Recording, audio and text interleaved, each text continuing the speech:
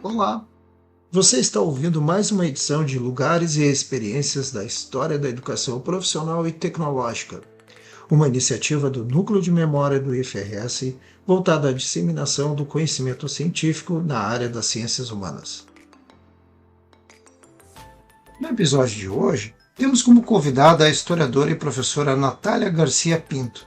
Doutora em História pela Universidade Federal do Rio Grande do Sul em 2018, Natália é docente do curso de licenciatura em História à distância na Universidade Federal de Pelotas e tem desenvolvido pesquisas nas áreas da História Social da Escravidão e da Liberdade e da História da Educação no pós-abolição. Entre os anos de 2021 e 2022, Natália atuou no Instituto Federal de Educação, Ciência e Tecnologia Sul-Rio-Grandense, o IFSUL. Lá, ela integrou o projeto Acervo Memória Institucional da Educação Profissional Tecnológica, onde realizou sua pesquisa. A partir do acervo, composto por fotografias, relatórios e outros documentos escolares, ela desenvolveu o projeto Educai Vossos Filhos, a história do negro na educação profissional tecnológica em Pelotas, entre os anos de 1940 e 1950. Natália procurou observar a presença dos estudantes e docentes negros na Escola Técnica de Pelotas, em um espaço considerado de branquitude e racializado, o que gerou um processo de invisibilidade dos negros que ali atuavam. É para falar um pouco dessa pesquisa que Natália conversou com o Núcleo de Memória do IFRS. Olá, ouvintes! Meu nome é Natália Garcia Pinto, sou professora de História e venho contar um pouco, então, da minha pesquisa sobre o meu pós-doc, feito no PPG de Educação do Instituto Federal Sul-Rio-Grandense, Campus Pelotas. Meu trabalho se intitula Educai Vossos Filhos, a história da racialização no ensino profissional tecnológico da Escola Técnica Federal de Pelotas, Rio Grande do Sul, 1930 a 1950. Hoje, na atualidade, essa instituição é o Instituto IFSUL Campus Pelotas, localizado na Praça 20 de Setembro, na cidade de Pelotas. Venho contar um pouco, então, da minha pesquisa. Essa pesquisa, eu faço parte de um grupo de pesquisa da história profissional docente, ali no PPG, e faço parte também de pesquisas onde estamos elaborando um acervo que vai ser futuramente digitalizado para que as pessoas consigam acessar.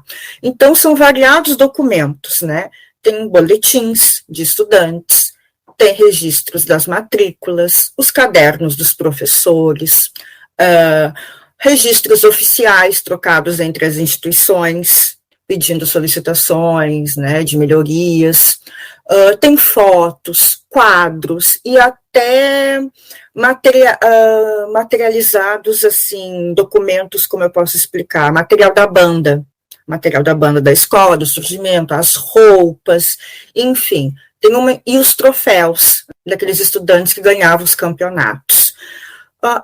O meu interesse, sempre foi estudar as questões étnico-raciais. E no meu pós-doutorado eu aprimorei isso para a questão da educação no pós-abolição. Então, o objetivo principal da pesquisa era analisar e mapear racialmente e socialmente os estudantes desse educandário. No início, quando a instituição é federalizada, porque ela nasce em 1917 como Artes e Ofícios, mas eu analiso a partir da federalização dela, a partir de 30. Infelizmente, não foi encontrado na documentação nenhum aspecto indicando a questão da raça e da cor desses indivíduos. Então, se criou um celeuma, partir para as fotos, mas infelizmente quem guardou essas fotos não teve o cuidado, de datar e de registrar se eram professores, alunos, técnicos da instituição, de que curso, então ficou muito nebuloso. Mas tem muitos quadros de formatura espalhados pela instituição e neste espaço do acervo guardado. E estes primeiros quadros datam bem do período da minha pesquisa, e eles foram fontes fundamentais para a construção da pesquisa, porque eu pude identificar os indivíduos tanto os brancos quanto negros, pela imagem, pelo nome e pelo curso, e até, muitas vezes, a origem da localidade de nascimento desses indivíduos. Partindo disso, né, e da constatação que a maioria dos quadros apresentou uma grande expressividade de alunos brancos, por exemplo, 30 formandos e apenas 4 formandos negros, ou às vezes 20 alunos formandos e 1 aluno negro, chamou a atenção para a gente problematizar esse espaço nessa década, né? Então, o que se problematizou? Que esse é um espaço de branquitude e também que é um espaço racializado. A gente não está utilizando o termo de raça, porque a gente não quer comprovar uma questão biológica, e a gente quer analisar as estruturas sociais e políticas dentro do espaço educacional naquele período, como isso foi constituído. Então, pelas fotos, né, dos formandos que conseguiram se formar no curso técnico-industrial, principalmente do final da década de 40 e 50, são a maioria indivíduos brancos, né? Esse curso técnico industrial é um dos primeiros que é ali ofertado, então, para os estudantes. Por que eu problematizo essa questão? Porque a instituição, ela nasce com o objetivo de atender, né, aos alunos pobres, desvalidos da sociedade do município de Pelotas. Então, se percebe que esses pobres desvalidos têm cor, porque a maioria que consegue ingressar nesses institutos e terminar o curso são estudantes homens e brancos. Um fato muito interessante, que um dos professores homenageados no quadro do curso técnico industrial de 1948 tem um professor negro sendo homenageado, que é o professor Juvenal Peni, né, que tem um parentesco com os fundadores, né, do jornal A Alvorada. Para quem não conhece, é um jornal operário negro, escrito para a comunidade negra. O que estamos problematizando ainda com o fechamento da pesquisa? Algumas lacunas ficam, porque a gente não sabe qual foi o ingresso desses estudantes, que tipo de prova foi realizado, né? Quantos estudantes ingressam, quantos são estudantes brancos que ingressaram e conseguiram terminar, assim como eu também não sei quantos indivíduos negros, estudantes entraram e conseguiram se formar para ter, né, um argumento mais plausível para a investigação. Isso a gente ainda não conseguiu encontrar na documentação.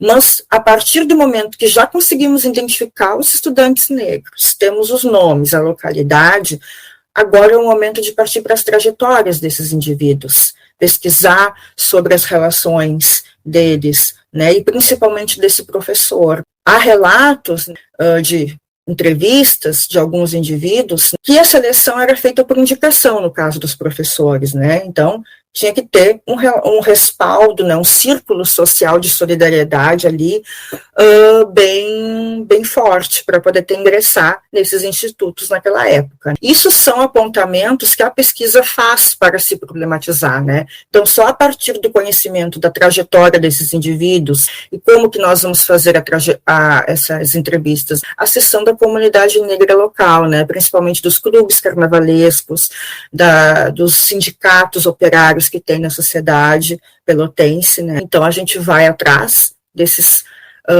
indivíduos e problematizar e construir então essas trajetórias, que apesar de ser um espaço muito racializado, esses estudantes e esse professor em específico abrem um campo de resistência e de luta para que os demais venham e ganhem também espaço nesse educandário.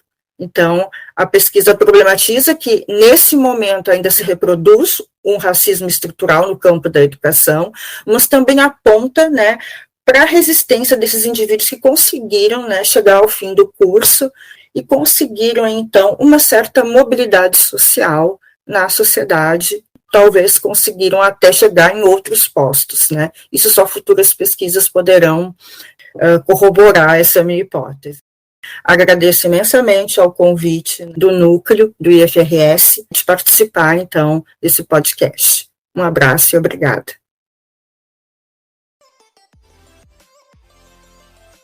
E essa foi a fala da professora Natália Garcia Pinto, que agradecemos muito por sua participação. Esperamos que vocês, ouvintes, tenham apreciado. Maiores informações, incluindo links de interesse e o currículo de nossa convidada, encontram-se descritos na página desse podcast e no site do Núcleo de Memória do IFRS. E esta foi mais uma edição de Lugares e Experiências da História da Educação Profissional e Tecnológica, tendo como convidada a historiadora e professora Natália Garcia Pinto. Esta edição contou com a colaboração de Marcelo Viana e Haira Kala Schleicher, integrantes do Núcleo de Memória do IFRS.